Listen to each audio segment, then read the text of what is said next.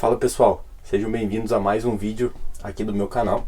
E no vídeo de hoje, assim como eu indiquei no Como Criar o Hábito de Leitura, eu vou falar um pouquinho sobre a diferença entre ler e estudar, que são duas coisas bem diferentes, mas que se complementam. E para você estudar, é necessário que você faça a leitura. No vídeo de hoje, a gente vai passar um pouco pelo caminho que o Sr. Langeles passou quando ele escreveu o livro A Vida Intelectual. E é esse livro que eu vou tomar como base, porque foi esse livro que foi o fator que virou a chave para mim em questão de estudos. Eu vou passar em alguns temas que ele abordou, que são a leitura passiva, a vocação intelectual, as virtudes de um intelectual cristão, a organização da vida, o tempo de trabalho, o campo de trabalho, o espírito de trabalho e a preparação do trabalho, que engloba a leitura, a organização da memória e as notas. Lembrando que aqui ele também tem na sequência ele tem uma parte sobre a criação dos trabalhos, né? Então, porque lá no livro ele abrange a vida intelectual, que é a parte de você construir algo, né? Você dar a sua contribuição. Aqui eu vou abordar só a parte dos estudos, porque essa parte de criação ela é bem mais avançada. Para começar, a gente precisa diferenciar o que é uma leitura passiva de uma leitura ativa. A leitura passiva é aquela que você lê apenas por, entre aspas, diversão, apenas para extrair as informações. E uma leitura ativa é aquela que você busca entender e busca compreender as ideias e os argumentos que o autor traz. Aqui tem uma analogia que é como se você comesse sem digerir. Então, se você faz uma leitura passiva, você não está absorvendo o que aquela leitura tem para te proporcionar. Na sequência, ele fala sobre a vocação intelectual. Lembrando, né, esse é um livro bem prático dele, então ele dá regras, né, e guias de como seguir isso. E aqui ele fala sobre a diferenciação entre uma vida de estudos dedicada e uma vida de estudos complementar. E aqui ele diz que essa vida de estudos complementar é mais difícil, porque ela exige uma dedicação maior de quem está nesse caminho, né? A vida dedicada é a pessoa que vive para estudar, então é aquele acadêmico, a pessoa que passa o dia inteiro fazendo aquilo.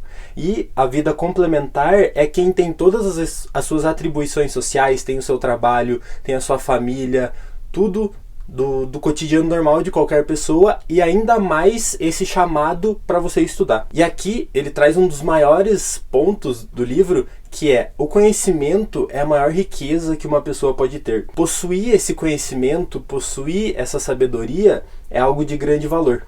E o intelectual ele busca isso, né? Quando você busca uma vida de estudos, você busca esse conhecimento. E aqui ele traz também sobre a atemporalidade da verdade. Então, o estudioso, a pessoa que está estudando, ela está inserida no tempo dela. Então, como agora, a gente está inserido nessa época temporal. As coisas que acontecem na nossa época são inerentes à nossa época. Porém, a verdade, ela é única e ela é atemporal. Então, você consegue buscar ela em qualquer época que você esteja. Lembrando que esse livro ele escreveu lá na década de 20, né, 1920 e poucos. Para ver que até hoje os conteúdos que ele aborda no livro são muito atuais. Em sequência, ele traz as virtudes do intelectual cristão. Lembrando, né, o padre Sr. Langeles, obviamente ele era um padre, então ele era um estudioso católico, um estudioso cristão. E aqui ele fala muito sobre as virtudes, sobre as qualidades que um estudioso tem que ter. Ele fala que o estudioso ele precisa ter umas virtudes comuns, então ele precisa de disposição, ele precisa de esforço, ele precisa de dedicação, assim como qualquer pessoa em qualquer trabalho na vida. E a principal que ele precisa ter é a busca pela verdade. E aqui, lembrando, né, dos conceitos lógicos já passados por grandes filósofos, que a verdade é o bem.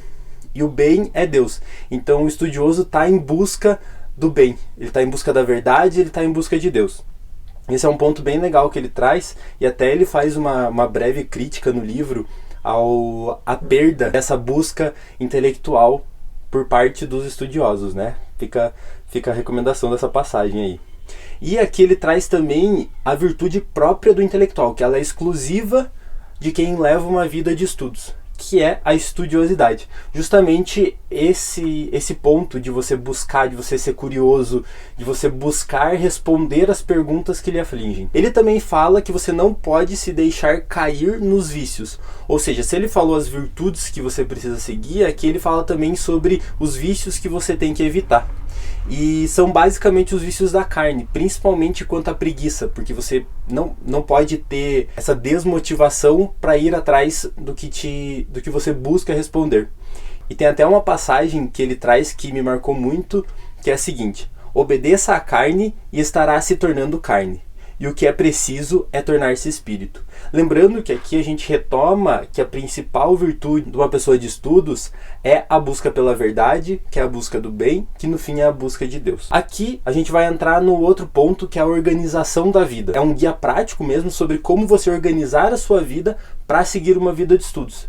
Então ele fala que, muito alinhado com o que eu já falei para criar o hábito de leitura, é você deixar a vida intelectual o mais fácil possível, ou seja, você diminuir os passos para se chegar no estudo, ou seja, já deixar teu ambiente preparado, já deixar os materiais que você vai precisar prontos e assim por diante. Eu falo disso muito bem lá no livro de como criar um hábito de leitura. Ele fala também um ponto bem interessante, que é acordar com os compromissos pessoais, ou seja, para você não se deixar levar por essa vida muito social de sempre estar saindo, de sempre estar com os amigos, não que isso seja ruim, né? Mas o excesso disso é danoso para a sua vida de estudo. E aqui traz um ponto bem interessante, que eu acho que tem que ser um ponto bem abordado hoje em dia, que é: a vida de estudos é uma vida de solidão. É uma vida sozinha. Quando você está estudando sozinho. É você, o livro, é você, o professor, é você e o vídeo que você está vendo. Então, é você com você mesmo. Então você tem que aprender a lidar com isso e se sentir confortável nessa solitude. Ele fala também, nessa parte de ciclos sociais, que você precisa criar um ciclo em que o estudo seja algo virtuoso. Então que várias pessoas estudem sozinhas e criem momentos de debate. Então criem momento para discutir essas ideias que foram abordadas anteriormente sozinhos. Um outro ponto também é esse equilíbrio. Você precisa equilibrar essa vida. Você não pode viver uma vida só isolada, porque muitas das ideias você consegue absorver a partir do debate, mas também você não pode viver uma vida só social, porque tem coisas que você só vai absorver na solidão dos estudos. O próximo ponto que ele fala é sobre o tempo de trabalho. E aqui está muito ligado ao momento de aprendizado. E tem um negócio que é muito interessante, quando eu li me marcou muito, que é aprender o tempo todo. Então, ele fala assim: você precisa buscar a verdade em todos os momentos. Qualquer passagem da sua vida, em qualquer momento, em qualquer conversa, em qualquer experiência, ali pode ter um resquício da verdade que você está buscando. Então é bem importante você se atentar a esses momentos e estar prestando atenção a todo momento. Porque a qualquer momento você pode chegar a uma resposta, pode ter uma pista do que você está procurando. E ele fala também sobre a distribuição do dia. A parte da manhã, ele fala para você reservar para os estudos, então que é a hora que você está mais disposto. A parte da tarde para outros ofícios, etc. A parte da noite, ele fala que você precisa de uma preparação do seu corpo e do seu espírito para o descanso. Tem um ponto muito legal que ele fala, que é o trabalho noturno. Ele diz para você sempre manter um papel, uma caneta próximo ao seu local de dormir, para que você consiga anotar, fazer rápidas anotações, se caso você venha a ter alguma ideia, pensar alguma coisa, entender algum conceito durante a noite. Então é muito interessante, porque ele fala que o nosso cérebro trabalha mesmo enquanto a gente dorme, né? O nosso espírito está trabalhando enquanto a gente dorme. E ele dá a sugestão no livro até de você pensar sobre uma questão que você não está conseguindo compreender direito antes de dormir, para que quando você repouse, o seu cérebro em repouso, ele consiga trabalhar naquilo e te dar uma luz sobre aquele assunto. Agora, a gente vai falar sobre o campo de trabalho. Ele fala que para você seguir uma vida intelectual, seguir uma vida de estudos, você não precisa se tornar especialista em algo. Você precisa buscar as coisas que você gosta, mas não precisa se aprofundar. Não precisa justamente se aprofundar em tudo, porque isso você gastaria muito tempo. Além disso, ele fala que você precisa, para quem tem a vida de estudos como complemento, né, você precisa estudar a sua área de atuação, o seu ofício, então o seu trabalho, vou dar o meu exemplo. Eu trabalho com finanças empresariais. Eu preciso estudar finanças empresariais porque esse é um assunto que eu gosto, que eu tenho interesse, mas ao mesmo tempo eu estudo questões de filosofia, de teologia, que vão buscar responder a perguntas que eu tenho dentro de mim e que só eu posso responder. Tem um ponto bem interessante dessa parte de não se aprofundar, é que você não vai se aprofundar em tudo que você lê.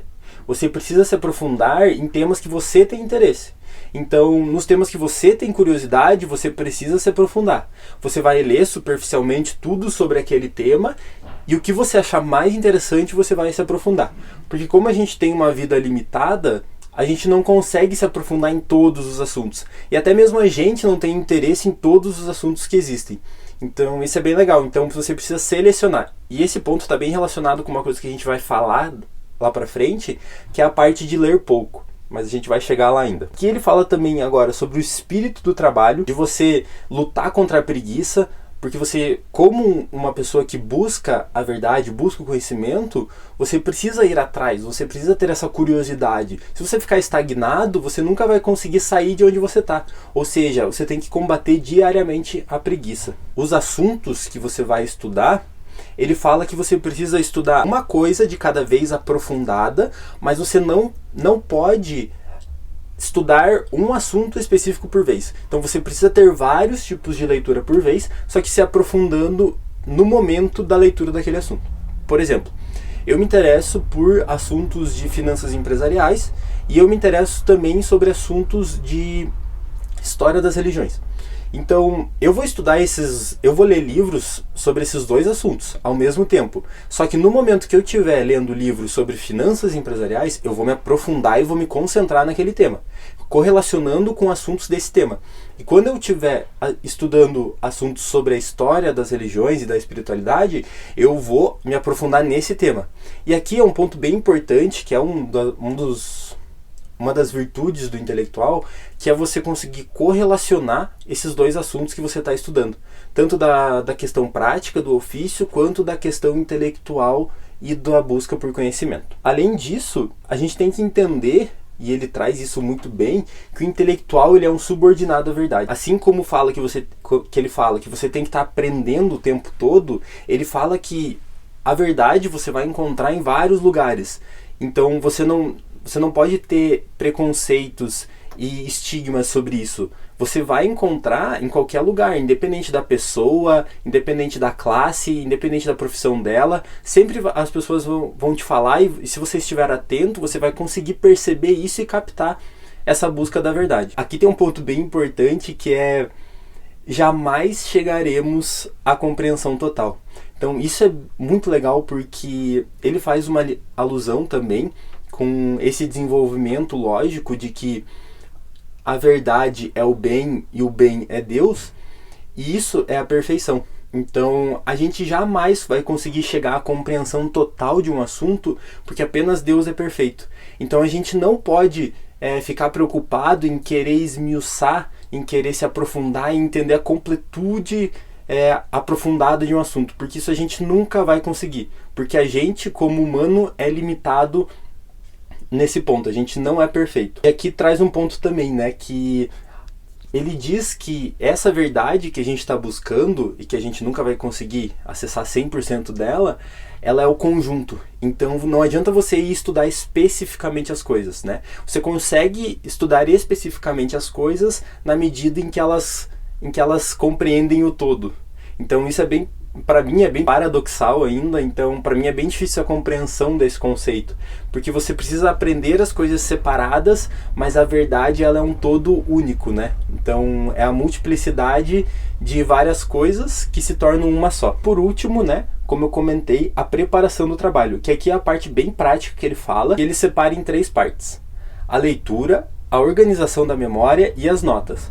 Quanto à leitura, aqui é essa leitura ativa que ele traz. Fala para você ler pouco e saber o que absorver de cada livro. Porque nem todos os livros você vai absorver a completude e você vai encontrar a verdade em todo ele. Você precisa saber o que você vai absorver de cada livro. E ele separa as leituras em 4 tipos de leituras. Então, é a leitura de fundo, a leitura de ocasião, a leitura de estímulo e a leitura de distração. A leitura de fundo é aquela realmente que você está indo atrás de um conhecimento, de um assunto, que você vai tentar entender e você vai compreender aquelas ideias. A leitura de ocasião são leituras de consulta, ou seja, são livros que você vai consultar para compreender os livros de fundo, ou seja, são materiais complementares. As leituras de estímulo são aquelas leituras que te dão uma força, que te dão um ânimo. É como se fosse um texto que te inspira a continuar essa vida de estudos. Ou seja, é algo inspiracional. E as leituras de distração, que são basicamente as leituras passivas. Ou seja, são ficções, romances, o jornal, e esse tipo de leitura que você vai passar por ela, mas você não vai se aprofundar e você não vai dedicar tempo naquilo.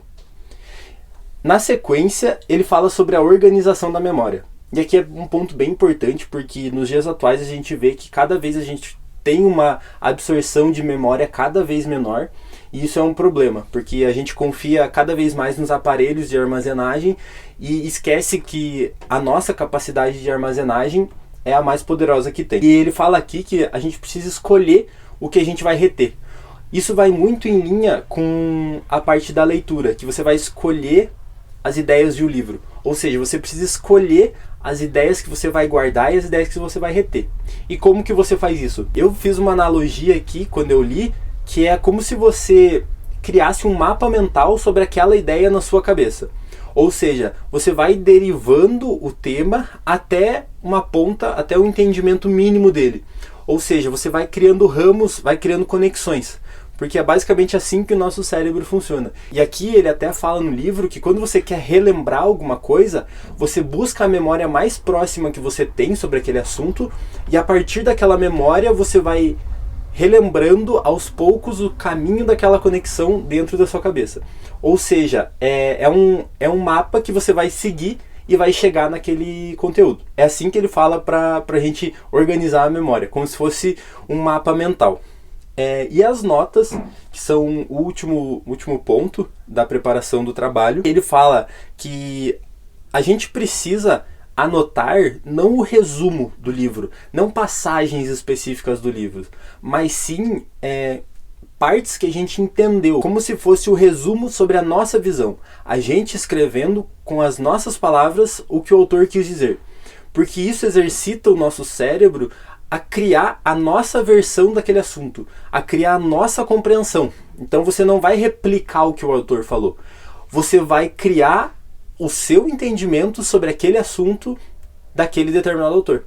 E, pontos além, você vai conseguir relacionar esse assunto com outros autores e outras anotações que você fizer. E ele separa as anotações em dois tipos, as rápidas e as elaboradas.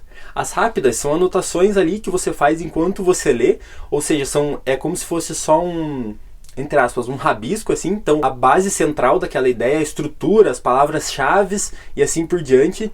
E as elaboradas é o tempo que você vai parar, você vai correlacionar as ideias e vai produzir uma nota, ou seja, é algo mais elaborado, é algo que leva mais esforço, que leva mais tempo, mas é a base para a criação desse mapa mental que você vai guardar dessas ideias desse autor. É bem importante falar que o livro e o autor, né, ele segue com a parte de criação, porque, como eu disse, né, a parte de criação é a vida intelectual que o Sertilangeles explica, mas a parte de diferença entre estudar e ler é principalmente nesses capítulos aqui que eu abordei. E aqui fica uma indagação para ti. Será que você está apenas lendo e enchendo uma prateleira de livros? Ou você está buscando conhecimento através desses livros e você está criando esses mapas mentais e essas definições de ideia por você mesmo? Mas era isso, pessoal. Espero que gostem desse vídeo. Se vocês quiserem mais vídeos desse assunto, é só se inscrever aqui no canal e acompanhar. E até o próximo vídeo.